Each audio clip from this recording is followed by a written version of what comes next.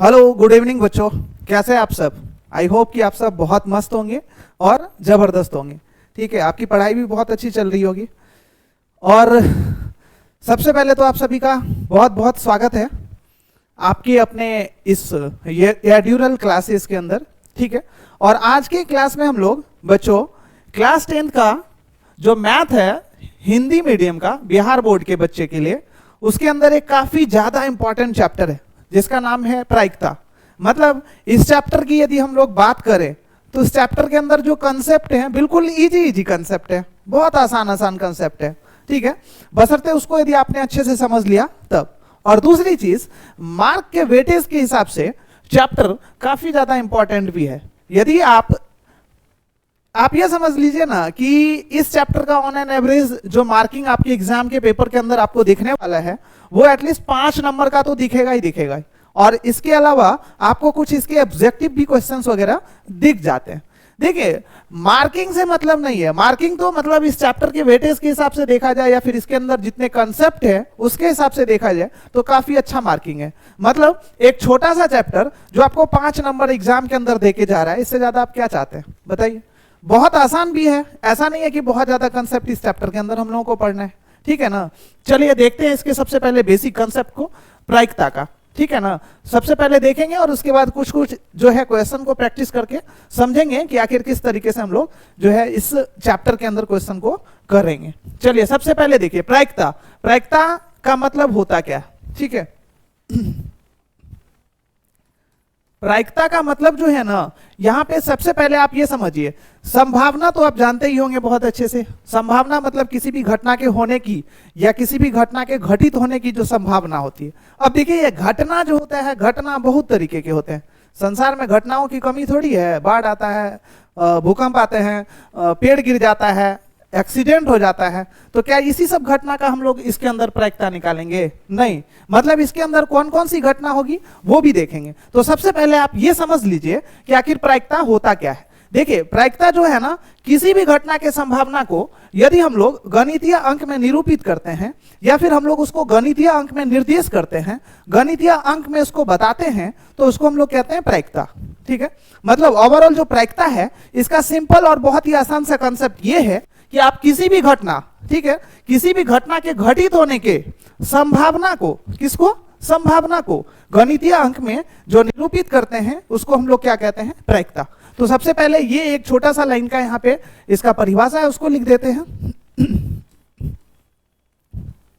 किसी भी घटना के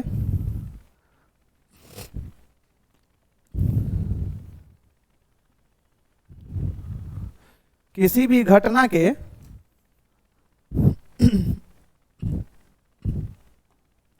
किसी भी घटना के घटित होने की संभावना को क्या करते हैं हम लोग? गणितीय अंक में। ठीक है ना, तो यहां पे लिख सकते हैं गणितीय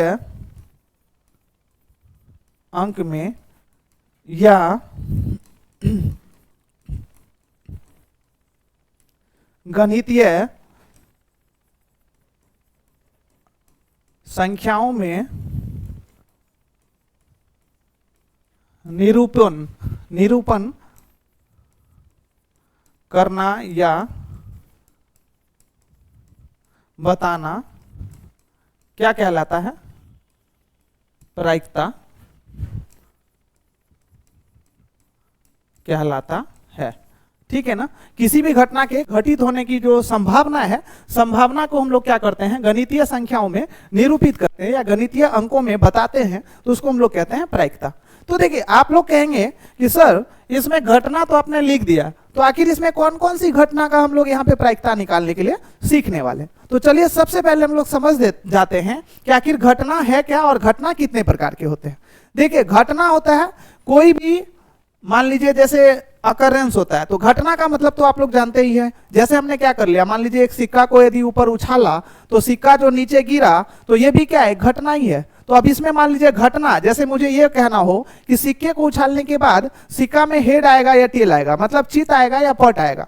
ठीक है, तो ये क्या है, पूरी तरीके से क्या है, घटना है। इसके अलावा यदि मैं आपको बोलूं कि मेरे पास एक छक्का है और हमने क्या कर लिया, उस छक्के को ऐसे रोल किया, ठीक है ना, छक्के को क्या कर लिया, रोल कर लिया, या छक्के को मतलब जब हमने उसको घुमाया तो उसमें मतलब एक आने की या बाकी के अंक आने की जो है ना वो क्या है, मतलब बाकी के अंक किस तरीके से आ सकते हैं, तो बाकी के अंक आने का जो ये है ना, ये भी एक घटना है। घटना का मतलब एक प्रोसेस होता है। प्रोसेस मतलब क्या, जहां पे कुछ ना कुछ निकलता है या फिर घटता है। तो घटना आप सभी को पता ही होगा, लेकिन यहाँ पे सबसे पहले हम लोग समझेंगे कि आखिर प्रायिकता के अंदर घटना जो है ना वो कितने प्रकार के होते हैं। ठीक है, तो देखिए यहाँ पे प्रायिकता के अंदर जो आपको घटना है, ये घटना सबसे पहले आप समझ लीजिए कि प्रायिकता के अंदर 3 प्रकार की घटनाएं हैं।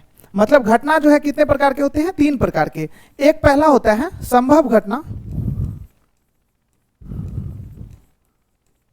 और दूसरा होता है असंभव घटना,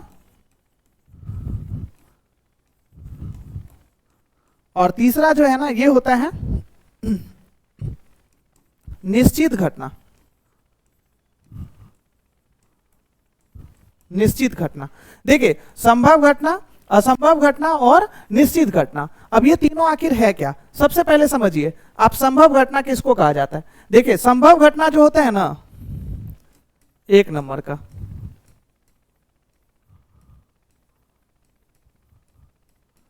संभव घटना, संभव घटना दोस्तों कहा जाता है वैसे घटना को, वैसा घटना जिसके घटित होने की क्या हो, संभावना हो, जिसके घटित होने की क्या हो, संभावना हो। मतलब वैसा घटना है जो घटित हो सकता है, वैसे घटना को हम लोग कहते हैं संभव घटना। अब देखिए संभव घटना पे जैसे एग्जांपल की बात करें, मान लीजिए जैसे मैंने क्या बोला था कि एक हमारे पास छक्का है, उसको उछालने के बाद अब उसमें 1 आएगा, 2 आएगा, 3 आएगा, 4 आएगा, 5 आएगा, 6 आएगा, यही आ सकता है। मतलब 6 ही तक के अंक आ सकते हैं, 7 तो नहीं आ सकते हैं। तो इसका मतलब क्या है, 6 तक के जितने भी अंक हैं, 1 से लेके 6 तक का अंक, ये सब के सब कहीं ना कहीं उसके अंदर संभव घटना होने वाला है। लेकिन उसी जगह पर यदि मैं बात करूं कि बताइए एक छक्के को मैंने उछाल दिया और आपसे क्या पूछा कि बताइए इसमें 7 आ सकता है कि नहीं आ सकता है, तो आपका सिंपल आंसर क्या होगा, नहीं। क्यों, क्योंकि उस छक्के के अंदर 7 संख्याएं होती ही नहीं है, ठीक है ना, तो इसलिए 7 तो आ ही नहीं सकता है। तो इसलिए संभव घटना आई होप कि आपको समझ भी आ गया होगा। इसके अलावा यदि मैं एक दूसरा एग्जांपल आपको बताऊं, तो जैसे हम लोग क्या करते हैं, यदि सिक्के को उछाला हमने, किसी भी सिक्के को उछाला, तो सिक्के में तो हम लोग को ऑलरेडी पता है कि सिर्फ 2 ही उसके ऊपर पहलू होते हैं, पहला क्या चित होता है और दूसरा पट होता है। तो सिक्के को उछालने के बाद क्या आएगा, चित आएगा या फिर पट आएगा, ठीक है। तो इसलिए इस दोनों घटना को भी हम लोग क्या कर सकते हैं, आराम से कह सकते हैं कि ये दोनों कैसा घटना है, संभव घटना है, ठीक है ना। तो संभव घटना वैसा घटना होता है जिसके घटित होने की क्या होती है, संभावना होती है, वैसे घटने को कहा जाता है संभव घटना, ठीक है ना।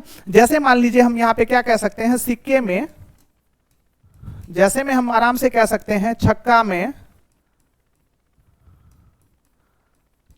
में 1 से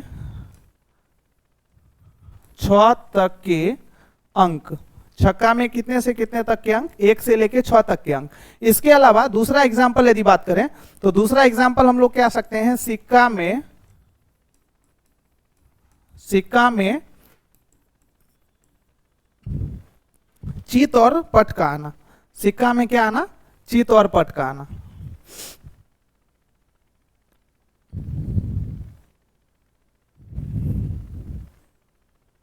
सिक्का में या तो चित का या फिर किस चीज का आना, पट का आना, ठीक है ना।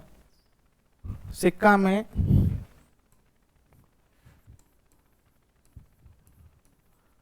चित या पट का आना, ये भी क्या है, एक संभव घटना है, ठीक है। इस तरीके से आराम से हम इसका एग्जांपल दे सकते हैं। अब देखिए इसके अलावा संभव घटना हो गया, और दूसरा कौन सा घटना था, असंभव घटना। तो असंभव घटना को भी देख लेते हैं फटाफट।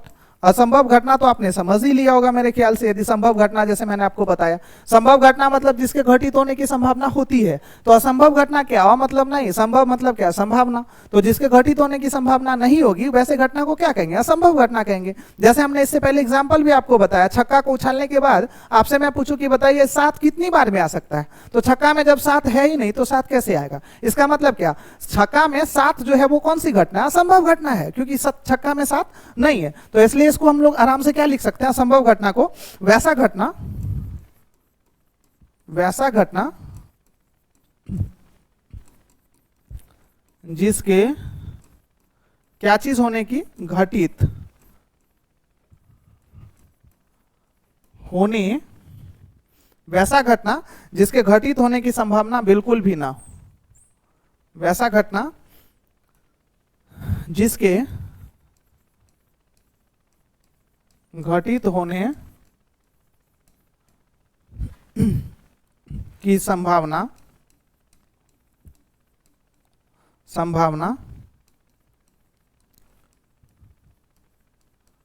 बिल्कुल ना हो, वैसे घटने को क्या कहा जाता है, असंभव घटना कहा जाता है। देखिए जैसे ऊपर एग्जाम्पल लिखा है वैसे हम इसमें भी एग्जाम्पल लिख सकते हैं। अब जैसे में हम लोग क्या कह सकते हैं बताइए, सिक्का में कोई और संख्या तो नहीं आ सकता, किसके अलावा, चित या पट के अलावा। इसके अलावा छक्का की बात करें तो छक्का में भी कोई और संख्या तो नहीं आ सकता है। कौन कौन से संख्या आ सकते हैं, 1 से लेकर 6 तक का संख्या आ सकता है। तो इसलिए इसमें हम आराम से एग्जाम्पल में क्या लिख सकते हैं, जैसे छक्का में अंक 7 का आना। बताइए अंक 7 कभी आ सकता है क्या छक्का में, नहीं आ सकता। इसलिए हम लोग इस घटना को कह सकते हैं कि ये कैसा घटना है, असंभव घटना है। चलिए यहां तक तो समझ आ रहा है। अब इसके बाद और कौन सा लास्ट वाला था, 3 घटना बताया था मैंने आपको, संभव, असंभव और कौन सी, निश्चित। देखिए निश्चित नाम से ही पता चल रहा है, हर एक घटना के नाम से पता चलता है भाई कि कौन सी घटना कैसे होंगे, मतलब उसको किस तरीके से आपको बताना। निश्चित घटना यदि है तो क्या होगा बताइए, निश्चित ही घटित होगा। ठीक है, निश्चित ही घटित होने का मतलब क्या है, एक ही बार में घटित होगा।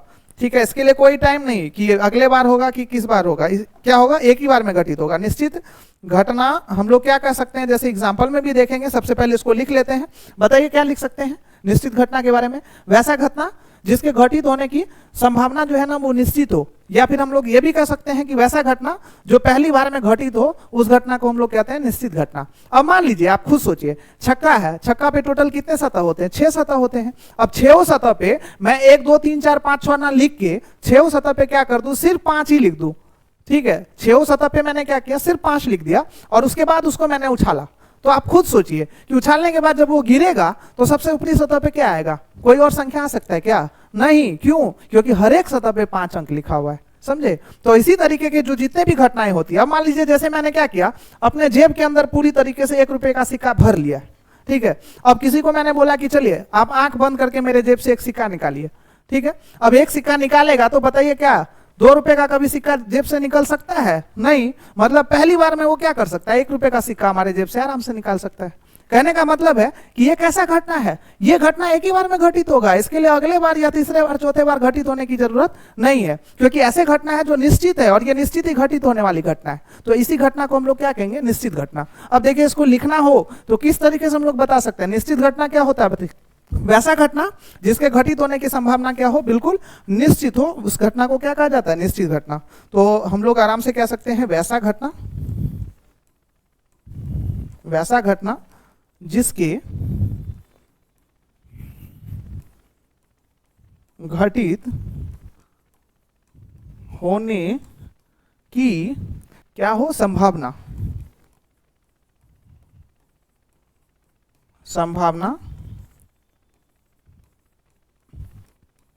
निश्चित हो, उसे कौन सी घटना कहा जाता है, उसे निश्चित घटना कहा जाता है। ठीक है ना। चलिए घटना तो हमने देख लिया कि कितने तरीके के होते हैं, 3 तरीके के होते हैं। तीनों तरीके के घटना को हमने अच्छे तरीके से समझ भी लिया है। अब बात करते हैं आगे, क्योंकि देखिए सिर्फ घटना हमको नहीं समझना था, हम लोगों को क्या समझना था, हम लोग तो भाई यहाँ पे प्रायिकता निकाल रहे थे। प्रायिकता का मतलब क्या, घटना के घटित होने की संभावना को गणितीय अंक में लिखने का कोशिश कर रहे थे, वही ना पढ़ रहे थे। तो वो पढ़ते पढ़ते सबसे पहले क्या पढ़ना हमारे लिए जरूरी था कि भाई घटना होता क्या है, सबसे पहले इसको तो समझ ले। तो घटना को तो हमने समझ ही लिया है, अब इसके बाद फिर क्या करना है हमको, इसी घटना का प्रायिकता आखिर कैसे निकलेगा उसको भी तो समझना जरूरी है। तो चलिए अब समझते हैं कि किसी भी घटना का प्रायिकता आखिर किस तरीके से निकाला जाता है। तो देखिए प्रायिकता किसी भी घटना का यदि आपको निकालना होगा तो सबसे पहले आप ये समझिए कि घटना की प्रायिकता को इंडिकेट किस तरीके से किया जाता है। तो देखिए किसी भी घटना के प्रायिकता को इंडिकेट करने के लिए हम लोग जो है सबसे पहले क्या लिखते हैं, पी लिखते हैं। पी क्यों लिखते हैं ये भी बता देते हैं आपको। देखिए सबसे पहले क्या लिखते हैं P और ब्रैकेट में लिखते हैं E। देखिए इसका मतलब होता है probability of an event. Event का मतलब होता है घटना। देखिए किसी भी हिंदी के जितने भी वर्ड है ना, आपने ये थोड़ा सा यदि देखा होगा तो ऑब्जर्व किया होगा, तो हर एक जगह क्या होता है कि इंग्लिश के पहले लेटर से उसको इंडिकेट किया जाता है, समझे। तो यहाँ पे चूंकि प्रोबेबिलिटी ऑफ एन इवेंट का मतलब हुआ किसी भी घटना की प्रायिकता, तो इसको इस तरीके से हम लोग इंडिकेट करते हैं। और यहाँ पे हम लोग इसका फॉर्मूला देखिए अब होता क्या है। किसी भी घटना का यदि दोस्त आपको प्रायिकता निकालना है ना, तो सबसे पहले आपको लिखना है इच्छुक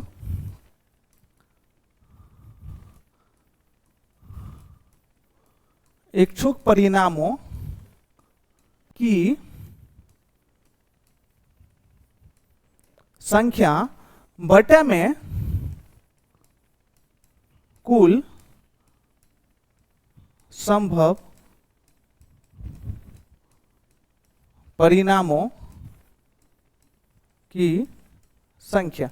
देखिए सबसे पहले क्या, इच्छुक परिणामों की संख्या बटे में कुल संभव परिणामों की संख्या। आप बोलेंगे सर ये आपने क्या लिख दिया, इच्छुक अभी तक तो हमने सुना ही नहीं है और आपने बताया भी नहीं कि इच्छुक होता क्या है, और आपके फॉर्मूले में इच्छुक दिखाई दे रहा है। इसके अलावा कुल संभव परिणाम क्या होता है, इससे तो हमने अभी तक पढ़ा ही नहीं है और देखा भी नहीं है। तो चलिए सबसे पहले आप ये समझ लीजिए, ये दोनों है बहुत आसान। किसी भी घटना का इच्छुक परिणाम और संभव परिणाम कैसे निकालेंगे, इस चीज को आपके लिए जानना बहुत जरूरी। देखिए घटना तो मैंने आपको बता दिया, तो सबसे पहले आप ये समझते हैं, एक एग्जाम्पल ले लेते हैं और इसी से समझ लेते हैं कि इच्छुक परिणाम कैसे निकालते हैं किसी भी घटना का, और उसके अलावा उसी घटना का हम लोग कुल संभव परिणाम कैसे निकालेंगे। देखिए इच्छुक का मतलब होता है आपको जो चाहिए होता है, समझे। इच्छुक का मतलब क्या, आपको जो चाहिए, आपकी जो इच्छा है, आप जो निकालना चाह रहे हैं, उसको कहते हैं हम लोग इच्छुक, ठीक है। अब एक बात बताइए, घटना जब घटता है तो उसका परिणाम भी तो होता है। अब जैसे सिक्के को उछाला, तो सिक्के का उछालने के बाद परिणाम क्या है, या चीत आएगा या पट आएगा, दो ही आ सकता है, इसके अलावा तो कुछ नहीं आ सकता है। तो ये क्या है, उसका परिणाम है। अब इच्छुक का मतलब क्या, भाई हमें जो परिणाम चाहिए। अब मान लीजिए मैंने जैसे सिक्के को उछाला और हमें चाहिए हेड, तो हमारे लिए इच्छुक परिणाम क्या होगा, हेड। अब जैसे मान लीजिए मैंने किसी छक्के को उछाला और उसके बाद मुझे चाहिए दो, छक्के के ऊपरी सतह पे मुझे क्या चाहिए, दो चाहिए, तो इसका मतलब क्या है कि मेरे लिए इच्छुक परिणाम क्या है, दो है, ठीक है। तो देखिए यहाँ पे क्या लिखा है मैंने, इच्छुक परिणामों की संख्या बटे में कुल संभव परिणाम। तो देखिए संभव का मतलब क्या, जो हो सकता है, समझे। संभव का मतलब हो गया जो हो सकता है, मतलब मुझे जो चाहिए हमेशा जरूरी है कि वही आएगा। सिक्के को उछालने के बाद यदि मुझे चीत चाहिए तो भाई चीत ही आएगा। छक्के को उछाला और मुझे 4 चाहिए तो क्या 4 ही आएगा, नहीं, 5 भी आ सकता है, 1 भी आ सकता है, 2 भी आ सकता है, कोई भी संख्या आ सकता है। बाकी भी तो संख्या है किसके ऊपर, छक्का के ऊपर। तो इसलिए मान लीजिए जैसे कुल संभव परिणाम, कहने का मतलब है कि उसमें से जो जो संख्या आ सकता है ना, वो सबके सब संख्या कौन से परिणाम में जाएगा, बताइए, कुल संभव परिणाम में चला जाएगा। और हमारे लिए जो मुझे चाहिए वो कौन सा परिणाम होगा, संभव परिणाम होगा, सॉरी इच्छुक परिणाम हो जाएगा। चलिए समझते हैं कि एग्जाम्पल से मान लेते हैं। यहाँ पे सबसे पहले समझिए एक घटना हमारे पास क्या है कि मैंने क्या किया, एक सिक्के को उछाला। तो सबसे पहले एक सिक्का को उछालने पर, देखिए एक सिक्का को यदि हम लोग उछालेंगे तो आप खुद बताइए, इच्छुक परिणाम यदि मुझे चित चाहिए ना, तो चित हुआ, तो चित इच्छुक परिणाम हुआ। तो यहाँ पे क्या लिखा हुआ, इच्छुक परिणाम की संख्या लिखी हुई है। तो इच्छुक परिणाम की संख्या चित बताइए सिक्का में कितना बार होता है, 1 बार होता है, तो इसलिए इच्छुक परिणाम की संख्या कितना, 1, ठीक है। और इसी तरीके से यदि कुल संभव परिणाम की बात करें तो सिक्का में क्या, सिक्का में हेड भी आ सकता है, मतलब चित भी आ सकता है और पट भी आ सकता है। तो इसलिए उसके अंदर को जो कुल संभव परिणाम है, जो जो आ सकता है, उसकी संख्या कितनी है, 2 है ना। तो इस तरीके से तो आगे एग्जाम्पल देखेंगे हम लोग, अभी क्वेश्चन को बनाने के लिए सीखेंगे। लेकिन उससे पहले आप ये समझिए कि हर एक जो घटना है उसके अंदर आप सबसे पहले समझिए कि आखिर कुल संभव परिणाम हम लोग कैसे निकालेंगे। क्योंकि देखिए घटना तो बहुत है, लेकिन अलग अलग घटना में जब तक आपको कुल संभव परिणाम नहीं समझ आएगा ना किस तरीके से निकाला जाता है, तब तक आप इस फॉर्मूले के ऊपर उसको आराम से बैठा के इसको सॉल्व नहीं कर सकते, समझे। तो सबसे पहले ये जरूरी है कि आप हर एक घटना के अंदर कुल संभव परिणाम निकालने के लिए पहले सीख जाइए। देखिए सबसे पहला मैंने घटना क्या लिखा, एक सिक्का को यदि हम लोग उछालेंगे तो आप खुद बताइए कुल संभव परिणाम कितना होगा। एक सिक्का में एक चित और एक पट होता है, तो चित भी आ सकता है, पट भी आ सकता है। तो संभव परिणाम का मतलब क्या, जो आ सकता है। इसलिए एक सिक्के को उछालने पर कुल संभव परिणाम की संख्या कितनी होगी, बताइए, 2 होगी कि नहीं होगी। तो इसलिए हम लोग यहाँ पे क्या लिख सकते हैं, कुल संभव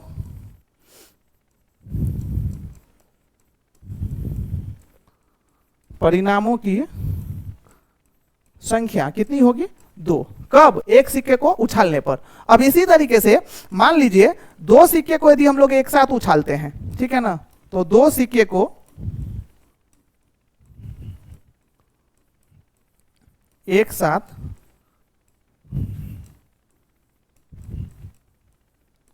उछालने पर, देखिए 2 सिक्का को यदि हम लोग एक साथ उछालेंगे तो कुल संभव परिणाम की संख्या इस स्थिति में कितनी होने वाली है? 2 सिक्का है, तो देखिए 2 सिक्का में क्या किस तरीके से हम लोग निकालेंगे? मान लेते हैं पहले सिक्का पे क्या आ चुका है? हेड, और दूसरे सिक्का पे क्या हो चुका है? टेल। इसके अलावा फिर पहले सिक्का पे मान लेते हैं हेड आ गया और दूसरे पे भी क्या आ गया? हेड।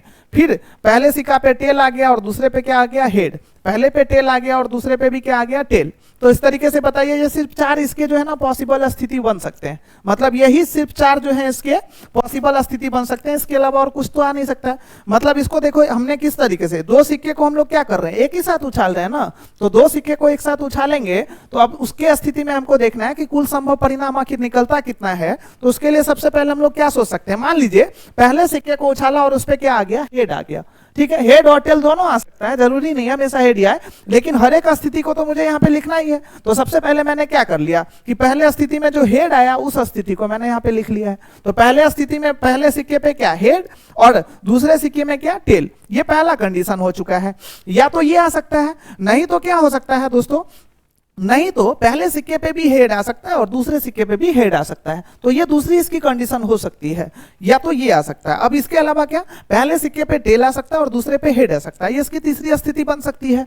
मतलब ये भी आ सकता है। आने को तो इसमें से कोई एक ही आएगा, समझे ना, आने को कोई एक ही आएगा, दोनों एक साथ नहीं आ सकता है, क्योंकि हमने क्या कर लिया, इसके अलग अलग जो संभावित विकल्प हैं उसको यहाँ पे मैंने लिखा हुआ है, जो स्थिति बन सकते हैं उसको लिखा है, क्योंकि हम लोग क्या निकाल रहे हैं? संभावना निकाल रहे हैं। तो कुल संभावना यदि निकाल रहे हैं तो हमको हर एक स्थिति को लेके चलना पड़ेगा ना। तो इसलिए पहले स्थिति में यदि टेल आया और दूसरे में भी टेल आया तो इस तरीके से टोटल कितने कंडीशन बन सकते हैं? 4 कंडीशन बन सकते हैं। कब? जब 2 सिक्के को हम लोग एक साथ उछालेंगे तब। तो इस स्थिति में आप आराम से क्या कर सकते हैं? 2 सिक्के को एक साथ उछालने पर यदि आपसे कोई भी पूछता है या आपको खुद जरूरी पड़ता है तो आप आराम से कह सकते हैं कुल संभव परिणाम की संख्या कितनी है? आप देख लीजिए, कुल संभव परिणाम इस स्थिति में कितना बनने वाला है? 4 बनने वाला। कुल संभव परिणामों की संख्या कितनी होने वाली है? 4 होने वाली, ठीक है ना।